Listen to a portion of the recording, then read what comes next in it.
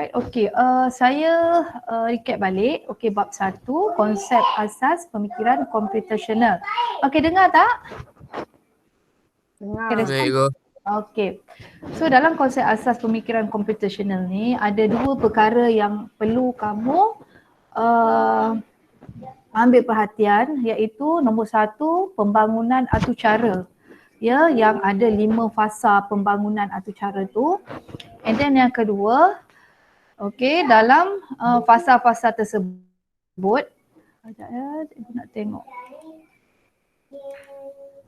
Okey, admit. Okey.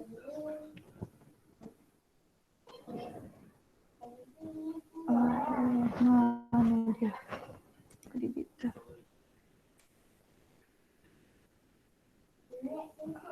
Sekejap ya. Mana buku teks tadi?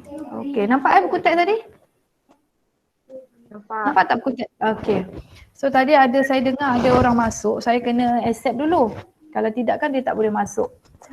Okey, fasa pembangunan atur-cara, and then yang kedua adalah pemikiran computational.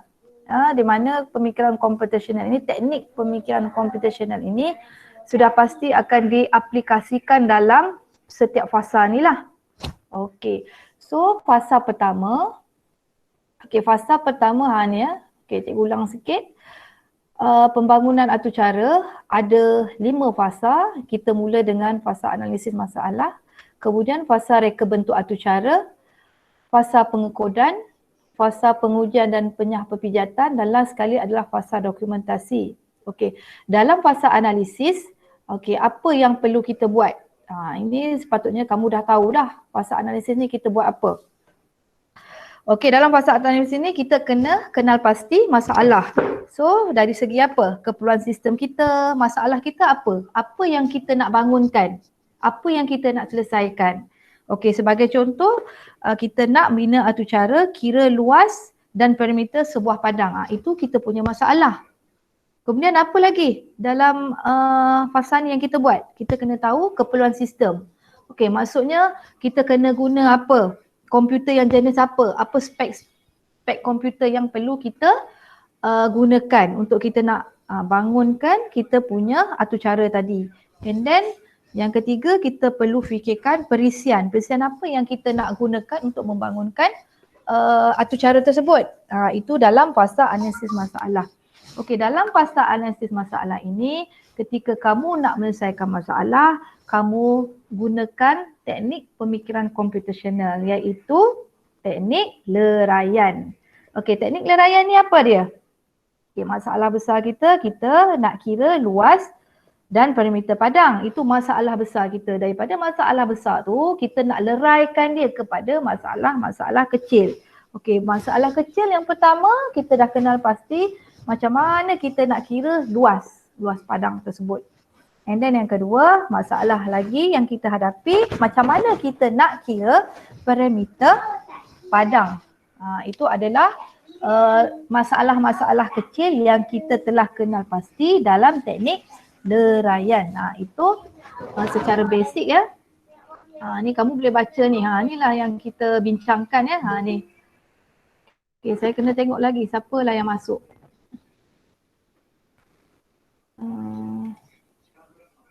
Okay. Siapa ada orang nak masuk? Sekejap. Admit. Okay, ini dalam fasa analisis masalah.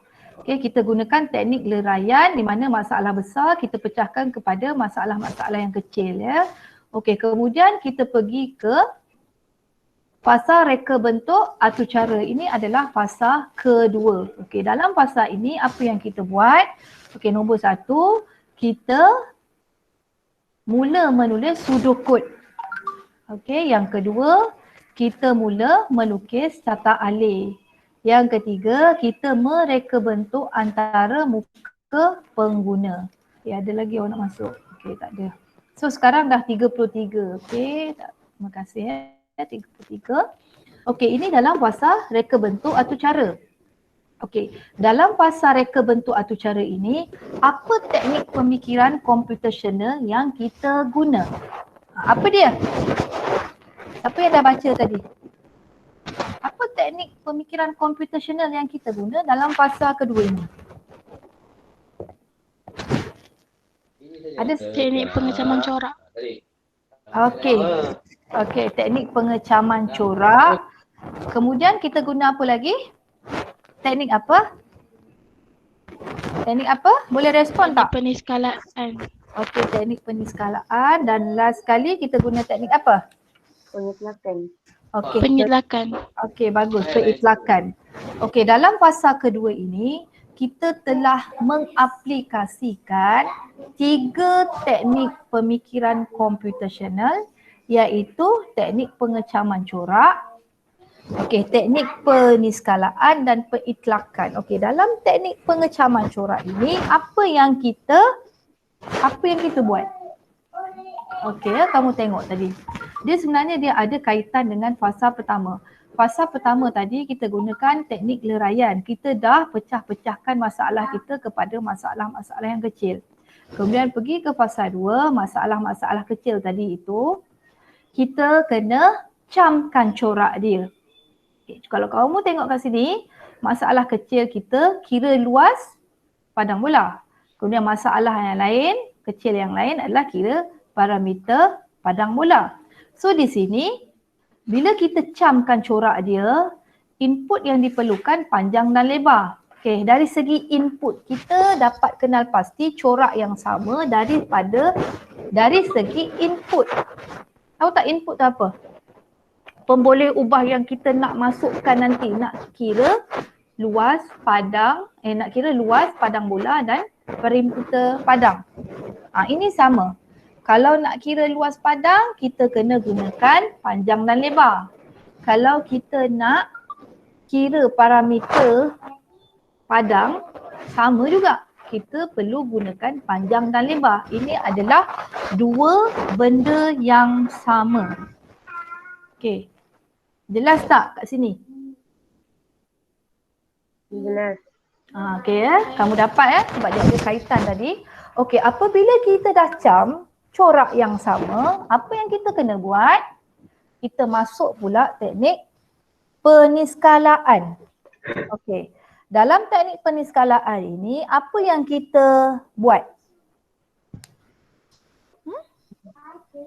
Teknik peniskalaan ini. Bila corak tu sama, dah sama, Kurang kita akan buat apa?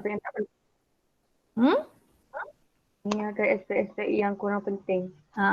Kita buang, bila corak yang sama, nanti kamu kata okey padang satu tadi, kalau waktu pengecaman corak ni macam-macam corak lagi yang kita kena pasti. Satu daripada segi pemboleh ubah input. Satu dari segi padang itu. Padang tu macam mana? Padang tu rumput dia color apa? Kan? Lepas tu apa lagi kat padang? Padang tu ada apa? Tiang gul. Itu yang kita kenal pastilah. Tadi kan, bila kita kenal pasti, sekarang ni kita nak ambil benda yang penting saja. Kita nak kira luas, kita nak kira parameter. Jadi perlu tak kita ambil kira keadaan padang itu? Tak perlu. Tak perlu. Perlu tak kita ambil kira apa yang ada di atas padang itu? Tak. Tak perlu. Jadi dalam teknik peniskalaan ini, kita camkan corak, kemudian kita tekankan aspek yang penting. Aspek yang kita nak selesaikan. Faham tak? Okey. Jadi dekat sini aspek yang paling penting apa? Adalah panjang dan lebar. Kemudian aspek yang paling penting dalam pengecaman corak, dia tak sama. Tapi dia beza. Tapi kita kena ambil kira dalam pengecaman corak, kita nak cam corak yang sama dan kita nak cam corak yang berbeza. Kemudian corak-corak ini kita nak ambil benda yang aspek yang penting saja. Okey, dari segi yang sama, luas dengan perimeter, kita ambil kira pemboleh ubah panjang dan lebar. Okey, dari segi pengecaman yang tak sama, yang berbeza. Apa dia? Yang perlu kita ambil kira. Apa dia? Adalah formula dia. Okey, dapat tak? Hello? Ada orang Dapat. okey. Sekarang dua benda yang kita kenal pasti. Benda yang sama, benda yang berbeza yang perlu kita ambil kira supaya kita nak bawa kat mana nanti? Kita nak pas ke fasa seterusnya. Okey, yang sama tadi antara kedua-dua masalah ini adalah pemboleh ubah panjang dan lebar.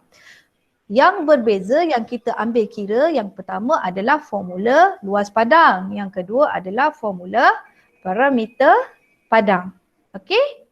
Jelas? Okey, jelas tak? Okey. Dan last sekali, dalam fasa reka bentuk atur-cara adalah teknik pengitlakan. Kita perlu guna teknik pengitlakan dalam fasa reka bentuk atur-cara ini. Okey, dalam teknik pengitlakan, apa yang kita buat?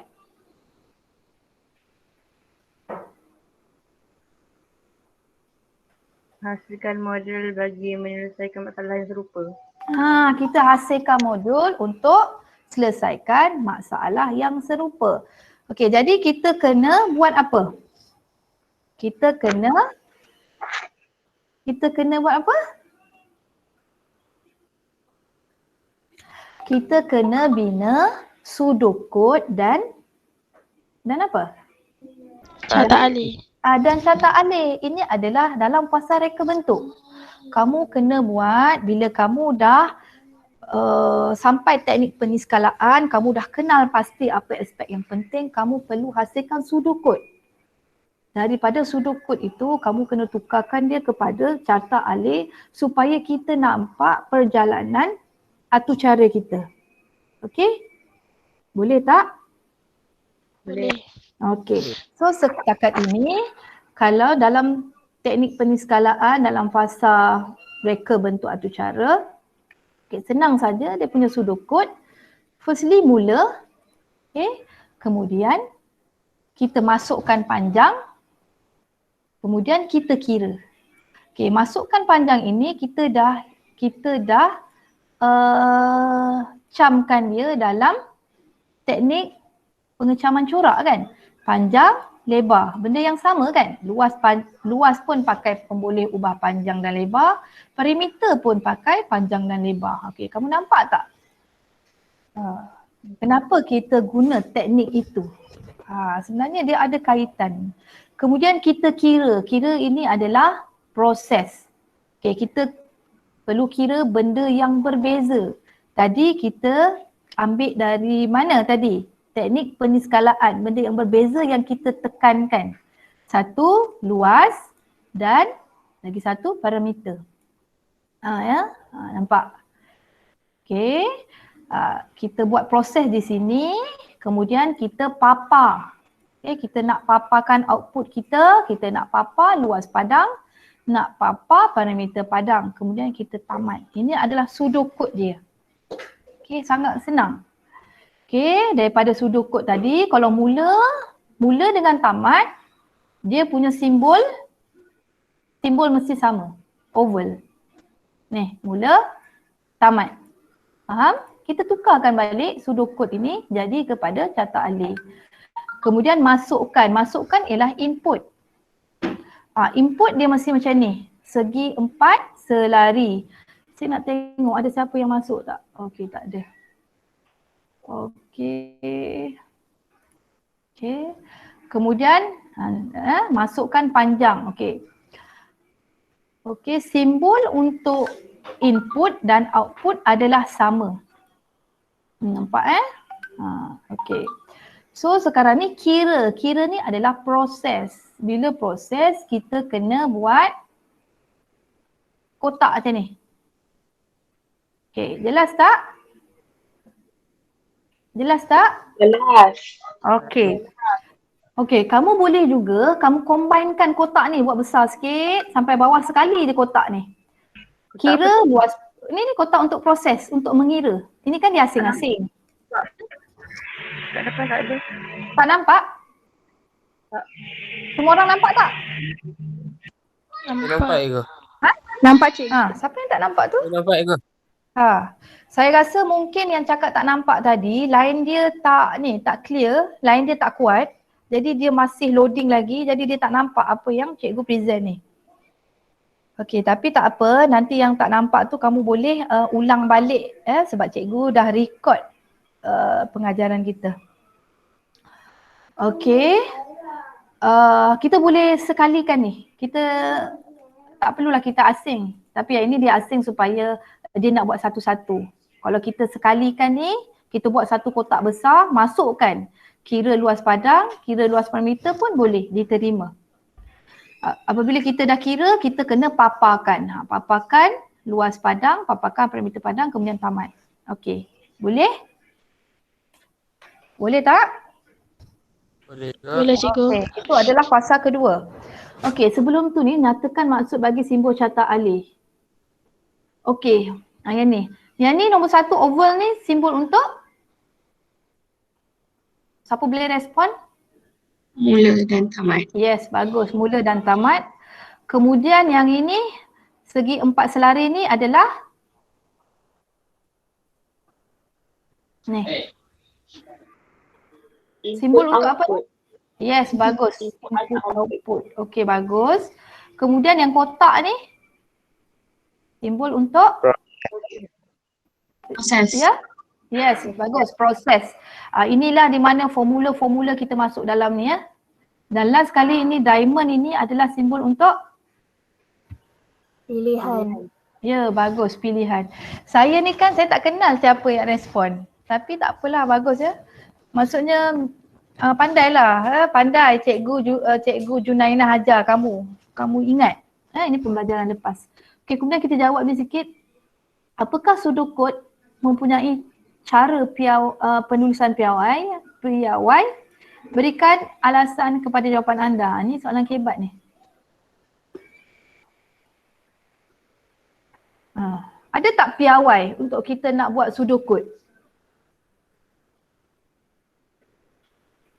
Piawai tu bermaksud ada tak format tertentu kita nak buat sudokod?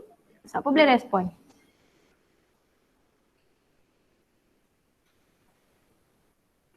Tak ada. Cikgu tanya, cikgu jawab. Okey, sebenarnya sudokod ini dia memang tak ada penulisan piawai. Dia tak ada. Jadi dia sebenarnya sudokod ini adalah orang kata bukan rumusan. Dia adalah tata cara bagaimana perjalanan program kamu tu atau cara kamu tu. Dia tak ada format-format tertentu. Tapi cumanya kalau kita nak senang, kita buatlah yang macam buku teks ni. Jadi bila kita baca sekali, kita dah tahu dah mula macam mana, masukkan. Okay, kalau kamu tulis dalam bahasa Inggeris, boleh tak? Respon. Sudokod dalam bahasa Inggeris, boleh? Boleh. Boleh. Boleh, tak ada masalah. Yang penting, programmer. Kamu ni sebagai programmer lah ni. Okay, bila sebut pasal sudokod atau cara carta alih ni adalah programmer lah, kerja programmer. Dia asalkan programmer tu faham apa perjalanan atau cara kamu tu, itu dah okey lah. Okey, habis ya. Okey, kemudian ini adalah fasa ketiga. Bila kita dah bangunkan kita punya sudokod dan carta alih, tentulah kita kena buat programming, okey, dalam fasa pengekudan. Kejap ya, ada kawan cikgu call. Hello?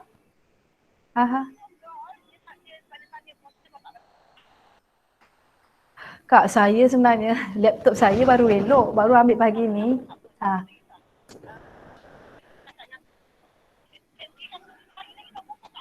Alah.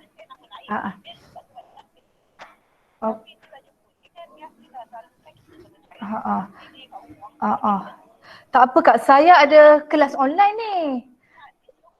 Alamak. Okey. Kejap Okey.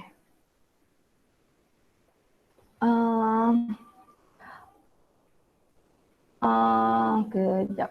Okey ya, pelajar. Okey, saya stop presenting dahulu. Okey. Pelajar, mana ni?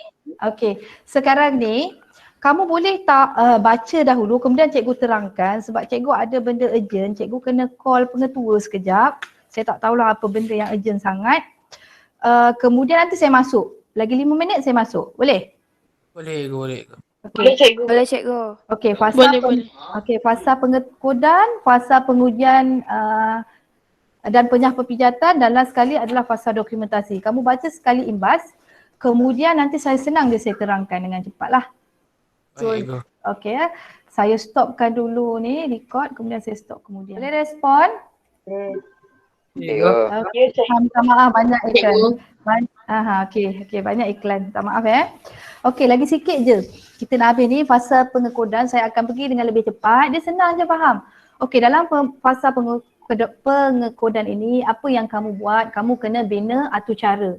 Okey, firstly sebelum bina atur cara, kamu kena tanya diri kamu sendiri apa perisian yang kamu nak guna. Sebenarnya apabila kita bertanya ini adalah dalam fasa analisis tadi.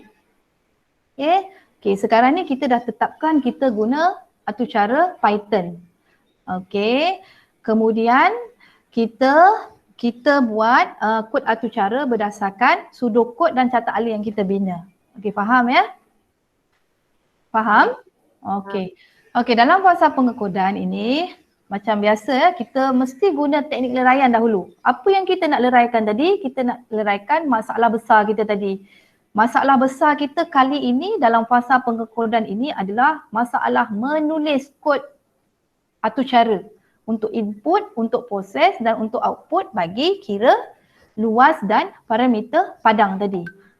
Okey, itu adalah masalah besar kita. Jadi masalah besar ni kita telah pecah-pecahkan kepada masalah kecil. Yang pertama, kita kena tahu macam mana kita nak isytiharkan pemboleh ubah dan pemalar dalam Python. Kemudian macam mana kita nak tulis kod input atau cara input. Macam mana kita nak tulis atau cara bagi proses nak kira tadi. Dan last sekali kita kena tahu macam mana kita nak tulis atau cara output. Faham? Faham tak? Boleh ke? Okey. Kemudian bila kita dah leraikan, kita kena cari pengecaman corak. Kita kena cari apa persamaan antara dua masalah tadi dan apa perbezaan antara dua masalah tadi. Okey, faham? Okey. Bila kita analisis tadi pengecaman corak, benda yang sama adalah pemboleh ubah, panjang dan lebar. So cara yang sama ketika kamu nak isytiharkan pemboleh ubah untuk kira luas dan kira parameter. Okey, kemudian perbezaan yang kita dah kenal pasti adalah dari segi formula. Formula untuk kita mengira luas dan parameter. Jadi kat sini kita dah kenal pasti, okay, luas sama dengan panjang dan lebar, parameter sama dengan dalam kurungan panjang tambah lebar darab 2. Ini pemboleh ubah ni lah. Ini mesti kita tahulah, ini dalam pengecaman corak. Bila kita dah buat pengecaman corak, apa yang perlu kita buat? Teknik apa? Pengecaman corak. Bila kita dah buat pengecaman corak, kita nak buat teknik apa? Teknik Peniskalaan. peniskalaan. Okey? Teknik peniskalaan. Okey? Teknik peniskalaan ini kita buat apa ni? Kita akan ambil aspek-aspek yang penting. Dekat sini semua penting lah. Kan? Sebabnya kita ni dalam buku teks ni dia dah memudahkan kita dah. Dia dah cari semua benda penting. Benda penting dah. Kan? Tapi apabila kamu nak bina atur cara nanti, kamu kena sendirilah. Kena pasti. Boleh Boleh. Okey. So di sini dalam teknik peniskalaan ini, okey, kita buat apa? Kita dah bina atur cara. Teknik peniskalaan contoh macam mana kita nak isytiharkan tu. Okey. Ini kalau kita buat hashtag ini bermaksud apa ni? Ini apa benda ni? Hashtag ini apa? Atur cara tu dia baca ke tak baca? Hashtag ni. Dia baca ke tidak? Dalam Python, dalam Python bila kita buat hashtag ni, atur cara Python tu baca ke tak?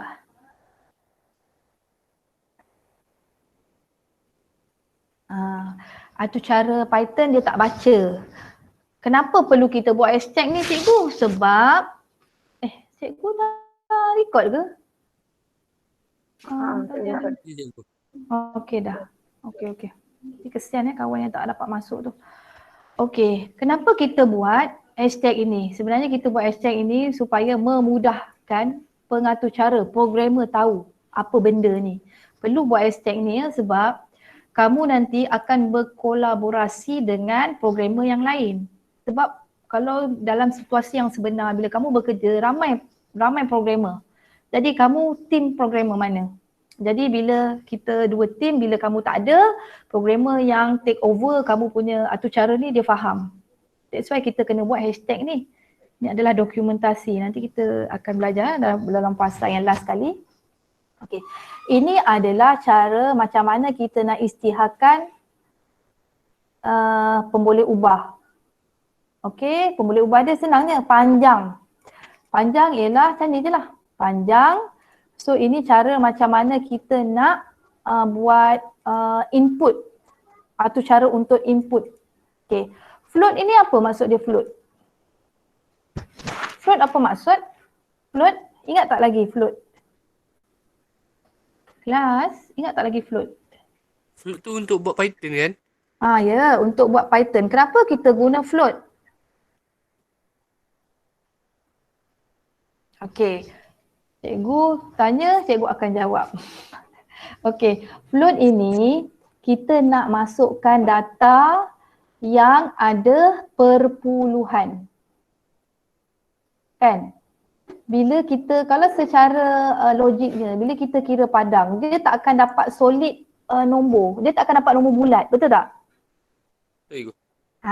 Kalau nombor bulat kita tak perlu buat ni lah float ni. Kita mesti akan dapat perpuluhan kan? Katakan padang kita berapa meter kan. Jadi mesti ada point-point dia kan.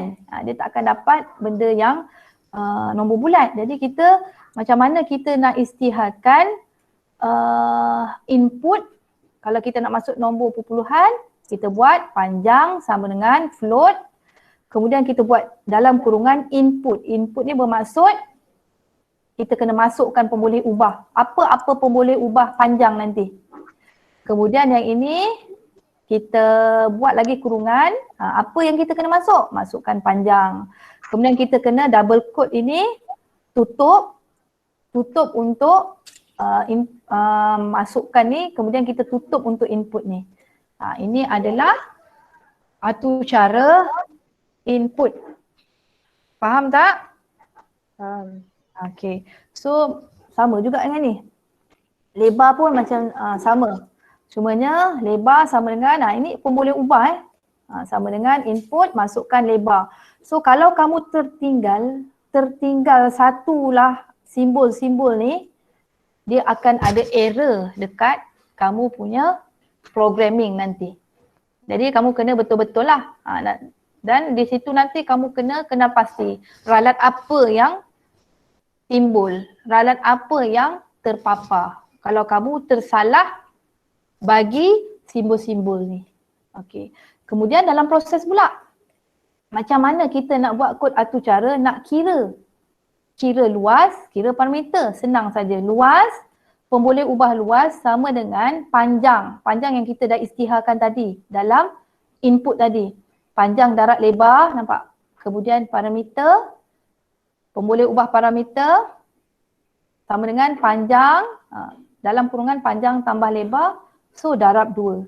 Ini adalah atur cara untuk proses. Okey pelajar. Kalau kamu tersilap, kamu tak buat ni, kamu tak buat tutup ni, buka dan tutup ni, dia akan ada ralat juga.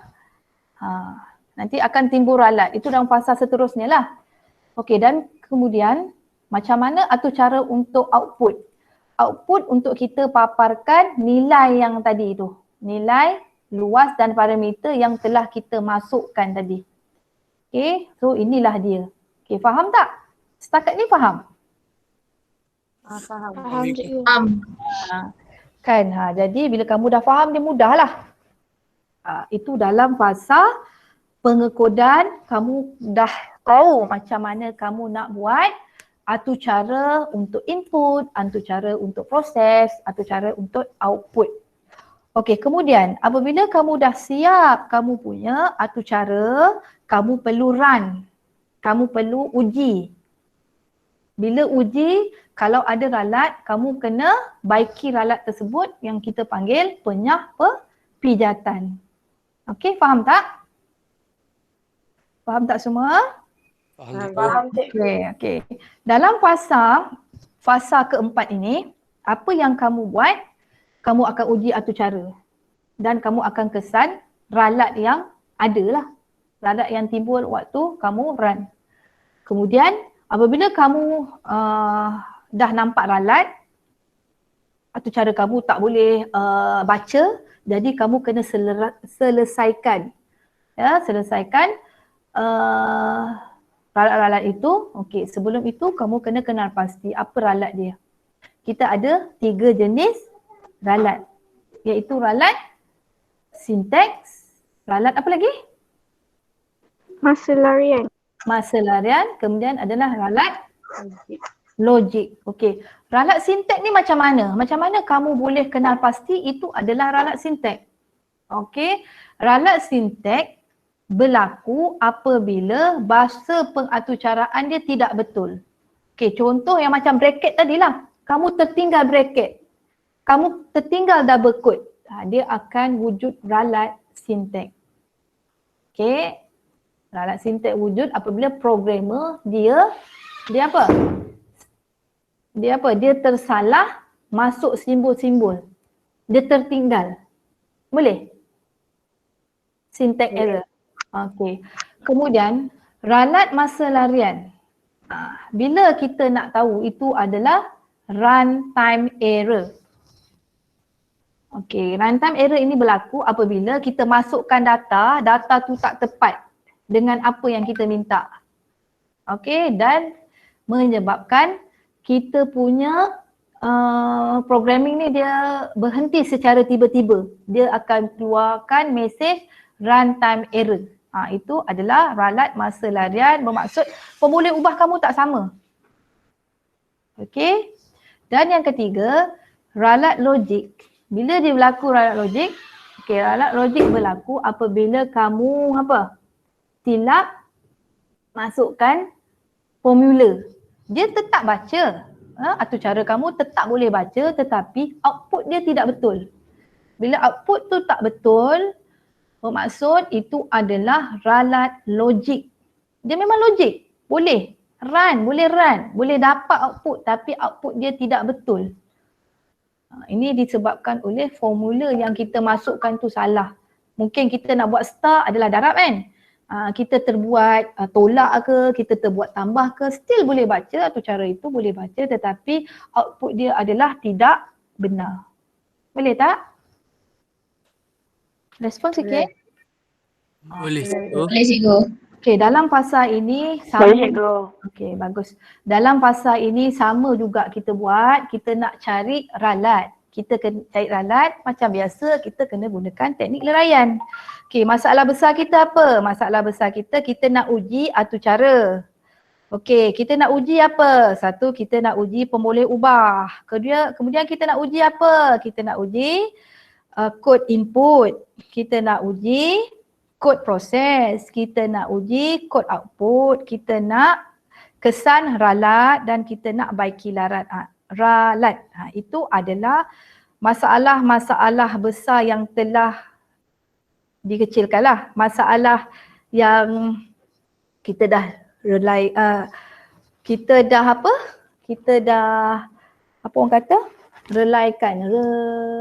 leraikan satu persatu. Kita dah dapat masalah-masalah kecil dia. Bila kita dapat masalah kecil dia, kita kena buat apa? Teknik pengecaman corak macam biasa. Okey, kita nak corak, kita nak kenal pasti corak. Kat sini dia dah dia dah ringkaskan. Okey. Jenis ralat sintek. Okey, contoh mesej yang dipaparkan Okey. Kalau kamu nak kenal pasti itu adalah ralat sintek, dia akan terpapar perkataan invalid sintek dalam kod atucara kamu. Dalam Python dia ada tulis invalid sintek bermaksud itu adalah ralat sintek. Ralat sintek terjadi apabila programmer dia tersalah type. Nak buat apa double quote dia tak buat, tertinggal double quote dan sebagainya. Okey, ralat masa larian. Okey, apa mesej yang dipaparkan? Dia akan contohnya line 13. Kalau kamu nampak dia paparkan line berapa? Line 10. Line 10 bermaksud kod atucara kamu yang ke-10 ada problem. Jadi atucara kamu akan ada ralat. Faham tak? Faham. Okey, kemudian ralat logik adalah bila kamu tengok output dia adalah tidak betul. Nanti kamu kena manual lah sendiri, kamu kena kira balik. Betul tak kalau kita masuk panjang dia tadi 5, lebar dia adalah 2. Sepatutnya output dia ada 10. Tetapi tiba-tiba output dia lain pula, output dia 7. Bermaksud kamu dah salah masuk formula, kamu buat tambah pula. Panjang tambah lebar. Jadi dia baca output dia salah lah. Mengikut formula yang kamu bagi tadi. Okey, kemudian bila kita dah kenal pasti corak ralat tadi pada pengecaman corak, kita buat apa pula? Kita kenal pastilah Okey, kita kenal pasti apa ralat dia. Ralat kita buat punca ralat apa? Kesalahan mengeja kata kunci, kesalahan atau tertinggal tanda-tanda seperti kurungan, tanda bertindih, tanda petik. Tanda petik tanda apa ni tanda petik? Saya kurang pasti kalau tanda petik. Okey, kesalahan menggunakan sintek bahasa, kesalahan menggunakan indent. Kalau indent kamu tak betul pun kadang-kadang dia tak boleh baca. Itu adalah ralat sintek. Ini sebagai contoh ni tiada simbol hashtag berlaku ralat sintek. Dia tak boleh baca ni. Sebab ni apa benda ni? Atau cara tak boleh baca ni. Macam ni. Dia tak kenal, dia tak tahu. Jadi kamu kena buat hashtag. Itu adalah ralat sintek. Kemudian yang ni. Kamu tengok yang hijau ni kan. Dia tertinggal. Tanda kurung dia tertinggal. Jadi dia tak boleh baca. Tanda kurung, oh ini tanda petik ni, double quote ni. Ini adalah tanda petik. Tanda petik tertinggal, tanda kurung tertinggal. Jadi itu adalah ralat sintek. Okay, faham tak? Faham. Okay, dalam fasa pengujian dan penyahpepijatan ini, kamu kena tahu ralat, kamu kena tahu apa punca dia, kemudian kamu kena screen capture kamu punya kod atucara tu. Baru kamu nampak. Kemudian ralat masa larian, okey tengok. Kesalahan memberikan atau tidak memberikan jenis data pada pemboleh ubah. Jenis data dia tak berikan. Okey, kesalahan pemboleh ubah pemalar tidak wujud. Menggunakan pemboleh ubah atau pemalar yang tidak wujud. Benda tu tak wujud, tiba-tiba dia wujudkan. Lepas tu dia panggil, tak boleh. Dia tak tahu nak program tu dia tak tahulah, dia tak dapat cari. Jadi akan ada masa larian, wujud ralat masa larian. Kemudian seterusnya kesalahan menggunakan operator matematik. Kesalahan menggunakan operator matematik. Okey, dan operator logik pada pemboleh ubah yang berjenis data string. Ni kena hati-hati data string ni. Okey, sekarang ni kita tak guna jenis data string. Jenis data kita float. Okey, kamu tengok panjang. Ada orang masuk ke? Baru masuk ke? Okey, tak ada. Ke orang keluar. Oh, dah 35, bagus. Hari ni panjang. Okey, kamu tengok dia berlaku dekat sini. Tinggi. Kamu tahu tak kenapa dia tinggi ni? Kenapa tinggi ni dia akan berlaku ralat masa larian? Kamu tahu tak? Sebab dia punya formula salah. Formula dia salah satu. Dia salah dekat mana? Dia isytiharkan pemboleh ubah apa? Lebar. tiba-tiba dalam proses dia panggil tinggi, pemulih ubah tinggi. Jadi dia apa ni? Dia menggunakan pemulih ubah yang tak wujud. Ni. Tinggi tak wujud kan? Yang wujud pemulih ubah panjang dan lebar, betul tak? Betul. Tiba-tiba dalam proses dia panggil tinggi. Pemulih ubah ni tak wujud, tiba-tiba dia tulis. Jadi kita dapat kenal pasti dia adalah ralat masa larian. Okey, faham Okey. Kemudian dan last sekali ralat logik. Ralat logik, okey kita tengok macam mana. Okey, kesalahan membuat pengiraan. Okey, dia salah mengira. Formula lah ni. Kesalahan ungkapan boolean. Kita kat sini tak ada boolean. Kesalahan menggunakan operator. Ini adalah kesalahan-kesalahan yang akan kita kenal pasti sebagai ralat logik. Okey, sebagai contoh kamu tengok ini ni tengok dia pakai star. Okay, ini semua dah betul lah ni. Dalam proses ini luas, panjang, darat, tinggi. Panjang, darat, tinggi ni salah kan? Sepatutnya panjang, darat, lebar kan? Ini dia sepatutnya dia kena. Sebabnya tadi kenapa dia tak betulkan? Sebab dia capture kesalahan-kesalahan. Dia tak betulkan. Yang ni kita dah betulkan tadi kan? Dekat masa larian kan? Kemudian dia kekalkan lagi. Sekarang ni kita nak kenal pasti ralat logik dekat perimeter. Sepatutnya panjang panjang tambah lebar, betul tak? Betul. Jadi dia salah, dia terguna star ni, darab. Jadi kat situ kita dapat kenal pasti ralat logik berlaku. Okey, itu adalah ralat-ralat yang telah kita kenal pasti. Ada 3 ralat. Okey, tapi nanti bila kamu buat pengaturcaraan nanti, kamu buat coding nanti, dia tak semestinya 3 ralat ni wujud. Mungkin 1-2 ralat. Tapi dia ralat ni wujud ketika macam kita tak rancang kita punya tu. Ataupun ketika kita salah menaik. Itu akan wujud lah. Itu biasa. Ralat dengan programmer memang tidak dapat dipisahkan. Di mana ada ralat, di situ ada programmer. Okey? Boleh tak? Okey, teknik peniskalaan. Kamu dah habis waktu lah. Teknik peniskalaan. Okey, dalam teknik peniskalaan, apa yang kamu buat? Kamu kena baiki dia. Tadi kamu dah kenal pasti corak kan? Corak ralat dia kan? Kemudian teknik peniskalaan ni kamu kena ambil aspek-aspek yang penting. Yang tadi ni semua penting. Jadi apa yang kamu buat dalam fasa ini, kamu cuba untuk membaiki kamu punya ralat tadi. Okey, contohnya cuba kamu tengok kat sini, ni cikgu ni dalam teknik peniskalaan ni kamu pun dah tahu dah apa yang kita buat dalam teknik peniskalaan ni. Kita kena ambil aspek-aspek yang penting. Jadi aspek yang penting kat sini, tadi tu lebar kan? Okey. Jadi, betul formula dia salah. Okey, yang ini tadi output tadi. Dia baca salah. Okey, jadi apa yang perlu kamu buat kat sini? Okey, ayat ini dia punya ralat-ralat yang berlaku lah tadi. Okey, jadi dekat sini kamu kena terangkanlah apa yang berlaku ni. Okey, penerangan dia simokoma bertindih sebagai pemisah ni. Okey.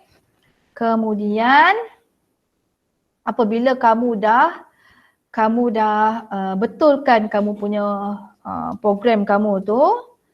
Okey, yang ini dia punya semakan manual. Kamu kena semak balik. Ini dalam teknik apa tadi? Dalam teknik peniskalaan lah. Kamu betulkan balik semakan manual terhadap formula tadi. Okey, kemudian setelah baiki paparan contoh output diperoleh. Okey, jadi kamu run balik semula. Kamu run balik semula, kamu tengok ada tak kesalahan yang berlaku.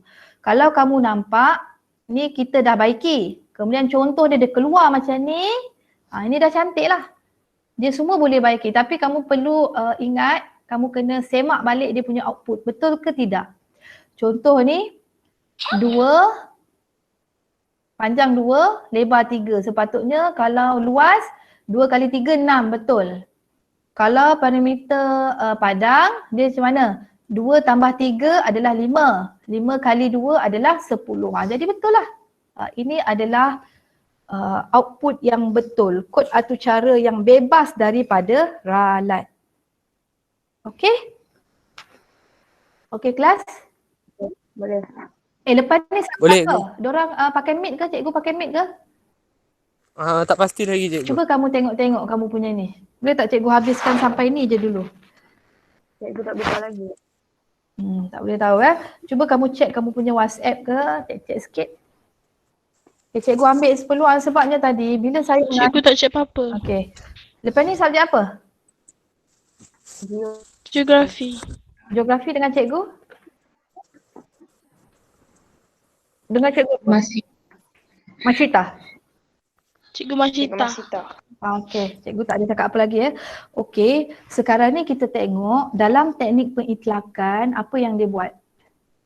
Dia teknik pengitlakan ni dia langkah-langkah menguji dan penyah perpijatan. So apa yang perlu kita buat? Yang pertama kita semak kesesuaian nama pemulih ubah.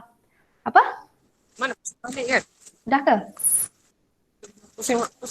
Siapa yang cakap belum? Banyak asap. Stop.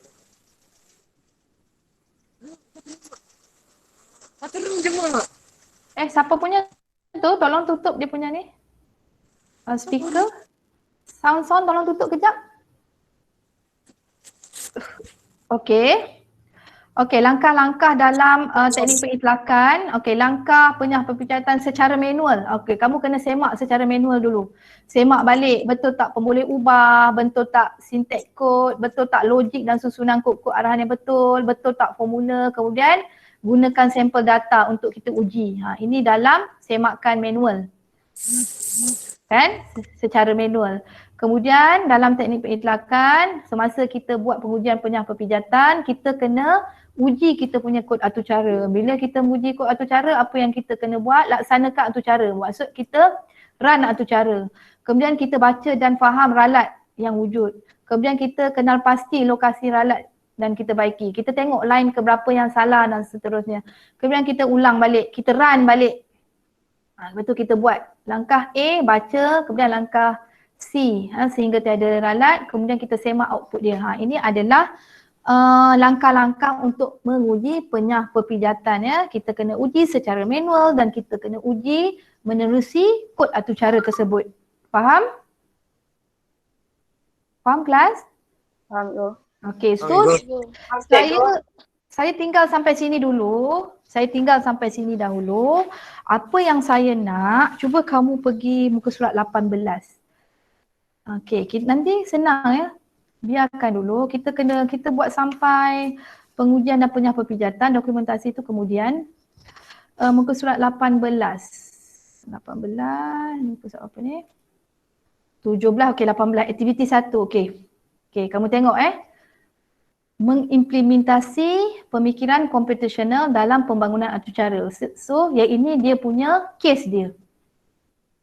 Kamu boleh bincang dengan kawan, kamu boleh buat, kita boleh bincang dalam grup Telegram kita Kamu tengok yang pertama, pada setiap bulan anda akan menerima bil elektrik dengan jumlah bayaran tertentu. Tahukah anda bagaimana elektrik yang telah digunakan ini dikira? Bina satu atau cara untuk kira bil elektrik berpandukan maklumat di bawah. Gunakan teknik-teknik pemikiran komputasional bagi fasa pembangunan atau cara untuk menyelesaikan masalah ini. Okey, berdasarkan pernyataan masalah atas, lakukan aktiviti berikut. Okey, nombor 1, kaji pernyataan masalah tersebut, bincangkan penggunaan teknik-teknik pemikiran komputasional dalam setiap fasa pembangunan atau cara mengira bayaran bil elektrik. Okey, sekarang ni kita kenal pasti apa masalah besar kita. Masalah besar kita apa? Kita nak cari apa? Kita nak kira bayaran yang bil dikenakan selama sebulan. Bil elektrik. Betul tak? Okay. Itu adalah masalah besar dalam fasa analisis masalah. Kemudian masalah besar tadi kamu pecahkan. Apa dia? Cuba kamu buat, kamu bincang dahulu, nanti cikgu akan tunjukkan supaya kamu nampak jelas. Tadi sebab saya bagi lecture, saya terang. Jadi sekarang ni saya nak tahu sama ada kamu faham tak bila cikgu bagi satu senario masalah ni? Boleh tak? So, apa yang perlu kamu buat? Okay, kamu cuba buat dalam, kamu ada buku tak? Kamu tulis lah. Ada ego. Okay. Okay, kamu buat, okay, ada tak buku baru? Ada ego. Kalau tak beli, no problem. Buat buku lama. Buku lama panjang ke buku pendek? Buku panjang. Okay. Sebenarnya saya suka buku panjang sebab buku panjang tu senang. Nampak? Okay. Kamu buat dalam buku panjang, kamu settlekan ini. Kamu buat, kamu tak payah menaip lagi. Cumanya saya nak kamu buat fasa analisis, fasa pembangunan. Itu saja. Kalau fasa pengekodan tu kamu perlu type kod Python, betul tak? Baru kamu dapat ralat, betul tak? Betul. Sekarang ni kamu buat fasa pertama, fasa kedua. Fasa ketiga nanti dulu. Saya nak step by step. Saya tak nak pergi terlalu laju sebab mungkin ada orang yang tak faham. Okey, itu saja dahulu. Boleh? Boleh ego. Boleh cikgu. Okey, alhamdulillah. So, saya stop presenting. Okey, kemudian okey, sekarang ni ada 34. Jadi saya akan edarkan ni ya, saya akan edarkan okey, copy. Saya akan edarkan link kehadiran pada hari ini. Okey, saya paste dekat chat ya. Okey, saya paste dekat chat. Kamu pergi kat chat, saya dah bagi link form tu. Nampak tak? Bagi kat chat mana ego? WhatsApp ke Telegram? Tak, chat dekat Meet ni. Sebelah okey, people ada chat kan? Okey, so kamu boleh masukkan kehadiran pada hari ini. Jadi kepada 34 murid yang hadir, cikgu ucapkan, bukan 34, ni termasuk saya ni. So 33 kot. Okey, kepada 33 murid yang hadir, cikgu ucapkan tahniah ya kerana kamu bersemangat untuk belajar walaupun di rumah, walaupun cikgu mengajar secara online ni payah sebenarnya ya. Kita tak tahu ya belajar setakat mana. Okey, tapi tak apa, kamu cuba sebab semua orang pun dalam norma baharu. Okey? Ada apa-apa pertanyaan sebelum cikgu endkan kita punya kelas hari ini? Tak ada ego. Tak ada ya? Okey. Terima kasih semua. Okey, bye. Terima kasih ego. Terima kasih cikgu. Okey, sama-sama. Terima kasih cikgu. Okey, Terima kasih, sama-sama. cikgu. Okey, sama. Terima kasih, cikgu. Boleh Terima kasih cikgu.